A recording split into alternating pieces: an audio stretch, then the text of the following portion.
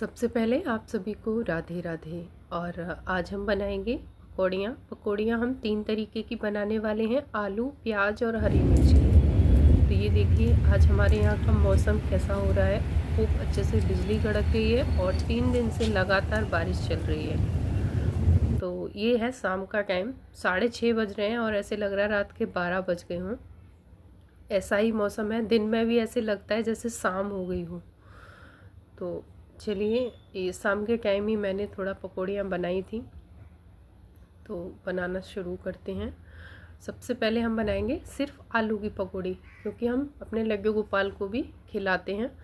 तो मैंने सिर्फ आलू, और जैसे मेरा बेटा भी ना सिर्फ आलू की खाता है, ज़्यादा चटपटी भी नहीं खाता है। तो दोनों के लिए मैंने आलू की पकौड़ियाँ पहले बना दूँगी। इसमें सिर्फ नमक, अजवाइन और चाट मसाला डाला है मैंने। रेड चिल्ली पाउडर भी अभी नहीं डाला है बेसन में। और पहले मैं एक बैच ऐसा ही सादा निकालूंगी, जैसे छोटे बच्चों को निकाला जाता है। और उसके बाद मैं इसमें जो बेसन मैंने घोला है, इस घोल में लाल मिर्च पाउडर, हरी मिर्च और जो भी मुझे मिलाना है ना, जैसे प्याज की बनानी है, हरी मिर्च कट करके, ये सब मैं इसमें बाद में मिलाऊंगी, अभी नहीं। और हींग का पाउडर भी मैंने नहीं डाला है इसमें, अभी बाद में डालूंगी। इसीलिए पहला बैच हम बहुत अच्छे से निकाल लेंगे अपना, उसके बाद ही हम प्याज वगैरह इसमें डालेंगे, क्योंकि भगवान को प्याज वगैरह नहीं दिया जाता है भोग वगैरह में। तो इसीलिए वैसे तो शाम का टाइम है, लेकिन फिर भी जो हम खाते हैं पहले उनको पवाते हैं, फिर हम खाते हैं, बस यही है। तो पहले हम एक बैच बहुत सादा, जैसे हम भोग बनाते हैं उसी तरीके से मैं बनाती हूँ। पहले इसको निकाल लेंगे बना के, और बच्चों को देने के बाद फिर हम अपना बनाएंगे। तो बेसन आपको क्या है ना, पतला सा नहीं घोलना है। आपने देखा होगा मेरी पकौड़ियाँ जब मैंने इसमें डाली है एक एक करके, तो वो टपक नहीं रही है कि बूंदी की तरह इधर उधर बेसन टपक गया है ना। ये देखिए अच्छे से, बस जो हमारा आलू है ना वो अच्छे से लपक गया है, उसमें बेसन में कोटिंग अच्छे से हो गई है उसकी। लेकिन बेसन ऐसे नहीं है कि कढ़ाई में अलग अलग गिर रहा है।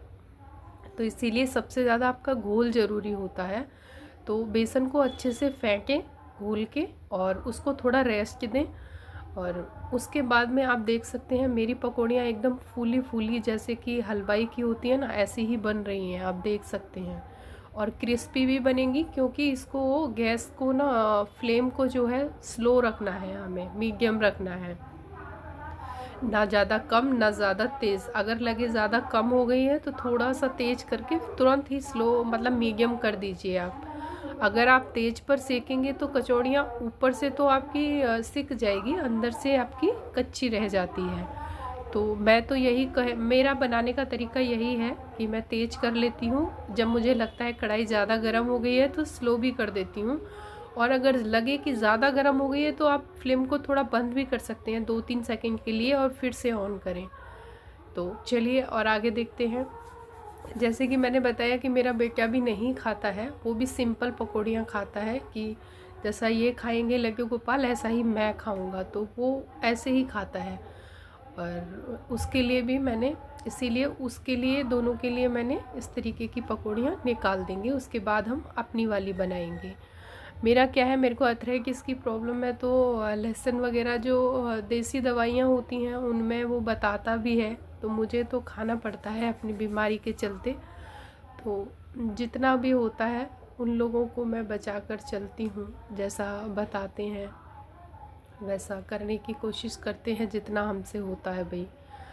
और चलिए, ये हमारी आलू की पकौड़ियाँ आपको समझ में आ गई होंगी। आलू की पकौड़ियाँ भी हैं और प्लस ये सिंपल पकौड़ियाँ भी हैं। इसमें कुछ भी ऐसा नहीं है, किसी छोटे बच्चों को भी खिलाओगे तो बहुत अच्छे से खाएगा। और ये देखिए बेसन का जो घोल है ना वो इस तरीके का होना चाहिए, ऐसे नहीं कि आपका रिबन कंसिस्टेंसी में गिर रहा है, ऐसा नहीं होगा।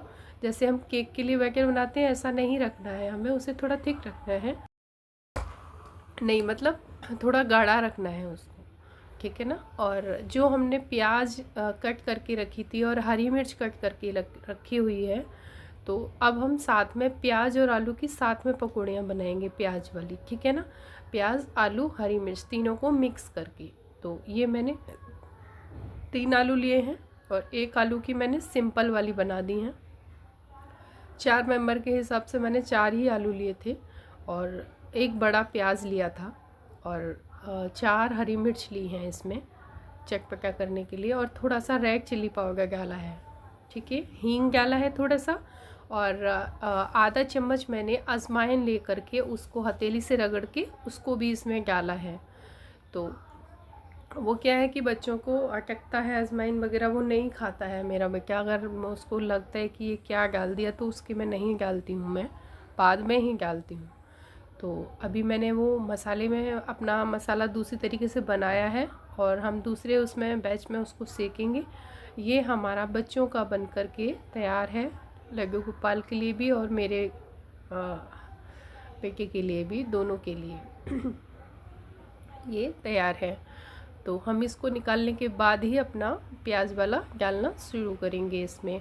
और आपको देखिए एक ही वीडियो में 3 तरीके की पकौड़ियाँ बनाने का आइडिया मिलेगा। और कभी कभी ऐसा होता है कि मौसम ऐसा हो जाता है तो लगता है कि चलो कुछ चटपटा सा बना करके खाते हैं। मैंने बोलने लगे बच्चे तो मैं सोचा कि अभी क्या बनेगा फटाफट से। अभी बारिश का इतना मौसम हो रहा है ना, मौसम क्या कि नीचे जाने का भी वो नहीं है, इतना तेज़ बारिश हो रही थी और बिजली इतनी तेज़ तेज़ कड़क रही थी। तो जो घर में था ना उसी से बनाया। और ये देखिए आलू की पकौड़ियाँ है ना, पास से भी मैं आपको दिखा रही हूँ कितने अच्छे से सिकी भी हैं और देखिए फूला भी है। जो बेसन है ना वो भी फूल गया है, डबल सा हो जाता है। इसीलिए बेसन को ऐसे नहीं कि आप अच्छे से नहीं घोलेंगे ना तो पकौड़ियाँ आपकी अच्छे से नहीं बनेंगी। सबसे पहले पेस्ट अच्छा बनाना है आपको उसका, बेसन का, ठीक है ना। मेन जान तो यही होती है कि अगर आपका बेसन का घोल अच्छा बनेगा तो आपकी पकौड़ियाँ भी अच्छी बनेंगी। अगर बेसन का घोल अच्छा नहीं बनेगा तो पकौड़ियाँ भी अच्छी नहीं बनेंगी। और सेकने का तरीका यही है कि आप इसको तेज़ आंच पर बिल्कुल भी ना सेकें। क्रिस्पी क्रिस्पी आपको अगर करारी करारी सी कुरकुरी सी आपको पकौड़ियाँ खानी है तो मीडियम फ्लेम पर ही हमेशा से सेकना है। दूसरा बात कि अगर आपका गैस ज़्यादा स्लो कम हो जाता है, ऑयल ज़्यादा ठंडा हो जाता है तो आप फ्लेम थोड़ा सा तेज़ करिए और आपको खुद से पता लगता है कि हम फ्लेम अब हमारा बहुत तेज़ हो गया है। ऑयल के उबलने से और उसका जो धुआं निकलता है ना उससे पता चलता है पकौड़ियाँ इतनी जल्दी जल्दी जलने लगती हैं। तो भी उसको आप एकदम से कम कर दीजिए और फिर मीडियम फ्लेम पर लेकर आप इन्हें सेकते रहिए अलट पलट करते हुए। ज़्यादा टाइम नहीं लगता है उसमें भी। आपको लगता है कि हम जल्दी कर लेंगे तेज़ पर, लेकिन नहीं। एक तो टेस्ट में अंतर आता है, दूसरा कोई ज़्यादा फ़र्क नहीं पड़ता है, 5-10 मिनट का फ़र्क पड़ेगा। तो कहते हैं ना कि अगर खाना आप जितना प्यार से और अच्छे से बनाओगे ना मन से उतना ही अच्छा बनेगा। जब हम जल्दी जल्दी में बनाते हैं ना बिना मन का तो वो खाना भी उसी तरीके का बनता है। जैसे हमारे मन में भाव होते हैं ना वैसा ही खाना हमें दिखता भी है और बनता भी है, जो हम सोच कर बनाते हैं। इसीलिए खाना बनाते समय अच्छा अच्छा सोचें तो हमारा खाना भी ना बहुत अच्छा बनता है। ये मैंने देखा है, खुद मुझसे ऐसा होता है कि कभी कभी मैं जल्दी जल्दी में बनाऊंगी या कभी कभी होता है ना कि हमें कुछ गुस्सा रहता है या हमारा दिमाग थोड़ा सा ख़राब रहता है, उस टाइम पे हम खाना बनाते हैं तो वो जो हमारे माइंड में चल रहा होता है उसका असर हमारे खाने पर भी पड़ता है। इसीलिए थोड़ा सा शांत हो कर के जब भी खाना बनाएं। मेरा तो ऐसा ही होता है, मैं यही करती हूँ, जब मेरे को ठीक हो जाता है तभी मैं खाना बनाती हूँ, अदरवाइज़ मैं थोड़ा वेट करती हूँ, है ना। तो खाना भी हमें बनाना एक कला है भाई।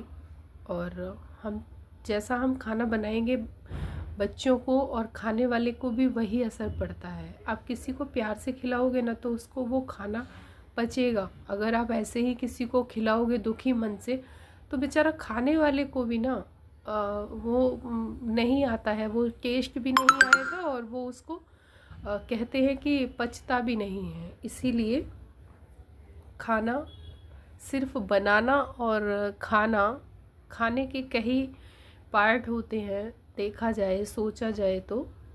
और बस मैं इतना ही कहूँगी कि खाना जब भी बनाएं आप अच्छे से बनाएं, खुश होकर बनाएं और खाएं और खिलाएं घर में सभी को। और ये देखिए अभी हमने मिर्च की पकौड़ियाँ बनाई हैं। इसके बिना मेरे पकोड़े भाई अधूरे हैं सच्ची में, कि कोई भी पकोड़े हो उसमें मिर्च वाले पकोड़े ना हो ना साथ में तो मेरे को टेस्ट नहीं आता। और ये तीखी वाली मिर्च के पकोड़े हैं, वो जो पकोड़े वाली मिर्च आती है ना जिसमें तीखापन होता ही नहीं है, वो मुझे पसंद ही नहीं है भाई।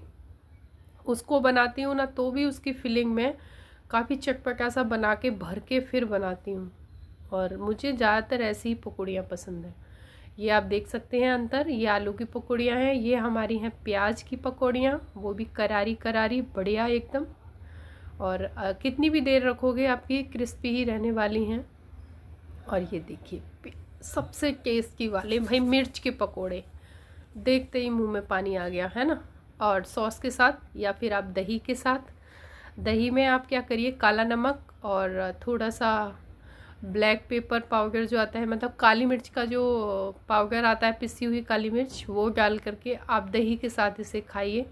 और अगर थोड़ा पुदीना हो सूखा हुआ उसको रगड़ के डाल लीजिए आप अपनी दही में और चम्मच से उसको अच्छे से मिक्स करिए। दही वाली चटनी आपकी तुरंत से बन के तैयार है इसके साथ में, और आप खाएंगे तो खाते ही रह जाएंगे, इतना अच्छा टेस्ट आने वाला है। और मैंने आपको अपने पकौड़ियों के सारे सीक्रेट बता दिए हैं कि आपको पकौड़ियाँ बनानी कैसी हैं एग्जैक्टली। देखिए होता क्या है कि हम पकौड़ियाँ सभी बनाते हैं और सभी का टेस्ट भी अलग आता है, सभी के हाथ का टेस्ट अलग आएगा, क्योंकि जो सेकने का सब दो ही अंतर आते हैं इसमें। एक तो सेकने का कि आपने किस फ्लेम पे और किस तरीके से आपने सेका, और दूसरा आएगा कि आपने जो बेसन का घोल बनाया है वो किस तरीके का बनाया है। घोल पतला हो जाएगा तो आपकी पकौड़ियों में सिर्फ आलू प्याज ही दिखेगा और कढ़ाई में चारों तरफ वो अपनी शेप में गिरता रहेगा, तो वो पकौड़ियाँ नहीं एकदम ऐसे बन जाता है जैसे पता ही नहीं चलता कौन सा नक्शा बन गया इसमें भाई कढ़ाई में। और ये देखिए झमाझम बारिश हो रही है भाई, मौसम इतना डेंजर हो रहा है ना, ऐसे लग रहा है जैसे हम कोई भूत वाली मूवी देख रहे हैं। ये देखिए छत पे जाके मैंने थोड़ी सी क्लिप ली थी, क्योंकि बालकनी से ना मैंने नेट लगा रखा है तो वीडियोस आती नहीं है। और ये देखिए क्या बारिश हो रही है। कभी कभी तो पता है क्या लगता है कि लाइट लगा दी ऊपर वाले ने, एकदम भांगे जैसी लाइट जला देता है, जैसे कि शादी ब्याह में नहीं बड़ी वाली लाइट लगा देते हैं। क्या लाइट चल रही है, ये क्या है पता है, जब ये एकदम साफ दिखने लगता है ना दिन की तरह, वो है बिजली जब कड़कती है ना, देखो जब बिजली कड़कती है तभी वो दिखाई देता है सब कुछ क्लियर वाला दिख। और ऐसे लगता है जैसे तलवार चला रहा है कोई आसमान में, बिजली कड़कती है जब। बहुत तेज बारिश भाई, 3-4 दिन से तो ना बारिश ने एकदम ऐसे कर रखा है कि अब तो लग रहा है भाई थोड़ा सा तो खुल जा। बारिश के मौसम में ना सबसे ज़्यादा प्रॉब्लम होती है कपड़े सुखाने की भाई, कपड़े नहीं सूखते, सूखे हुए भी लगते हैं, अभी फिर से गीले हो गए वो जैसे सूखे ही नहीं हैं। तो भाई मेरे घर में तो सबसे ज़्यादा प्रॉब्लम ना कपड़ों का ही हो रहा है। और बारिश में देखिए बारिश वगैरह ये सब चीज़ें अच्छी लगती हैं पर थोड़ी बहुत देर के लिए ही अच्छी लगती हैं, है ना। लगातार 4 दिन तक ऐसे ही रहेगा तो फिर बताओ कैसे अच्छा लगेगा। लेकिन बारिश होना भी ज़रूरी है ना, बारिश नहीं होगी तो बहुत प्रॉब्लम्स आती हैं। इसलिए बारिश भाई प्रकृति जो है ना उससे तो हम समझौता नहीं कर सकते, है ना। प्रकृति जो है वो जो भी कुछ उसने बनाया है तो वो एक अच्छा है हम लोगों के लिए, लेकिन हम उसको ना तोड़ने की, उनके जो रूल्स होते हैं उन्हें हम तोड़ने की कोशिश करते हैं। और उसका फल हमने कोरोना टाइम में देखा था। पेड़ पौधों को काटने के बाद जो ऑक्सीजन लेवल कम हुआ और ऑक्सीजन के लिए जब बंदे तड़पे, है ना, क्या हुआ, कितनों के घर बर्बाद हुए, कितनी परेशानी हुई। उस समय को तो कोई भी नहीं भूल सकता भाई, हम भी नहीं भूल पा रहे हैं।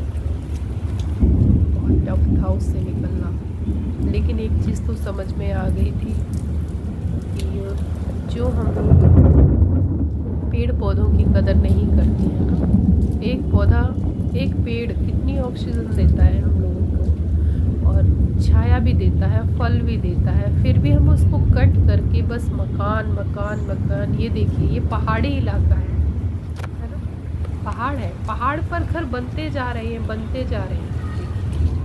इतने ऊपर तक पहाड़ पे घर बने हुए हैं, लेकिन किसी को अभी डर नहीं है। और यहीं अगर कुछ ऐसे हो जाए, पहाड़ के आसपास का एरिया है, नहीं होना चाहिए भगवान की दुआ से। वैसे ये यहाँ की नहीं, कहीं की भी आप ले लो, पहाड़ी इलाके की जो घर वगैरह बनाए जाते हैं, वो पता होता है कि हम यहाँ सेफ नहीं हैं, लेकिन फिर भी बनाते हैं। तो इसमें गलती किसकी रहती है भाई? हम लोगों की ही है ना। हम लोगों को सोचना चाहिए कि भाई जो प्रकृति ने बनाया है, नदियाँ हैं, है ना, पेड़ पौधे हैं, मनुष्य हैं, जानवर हैं, पशु पक्षी हैं, उनको देखिए, पशु पक्षी एक अपनी ही शोभा होती है, पेड़ पौधों से अपनी ही शोभा होती है, और उनके अलग अलग फ़ायदे भी होते हैं। साइकिल की तरह चलता रहता है। वीडियो बहुत लंबा हो जाएगा, चलिए यहीं पे छोड़ती हैं। पर भाई बारिश में लगता बहुत अच्छा है, गर्मी तो बिल्कुल भी नहीं है।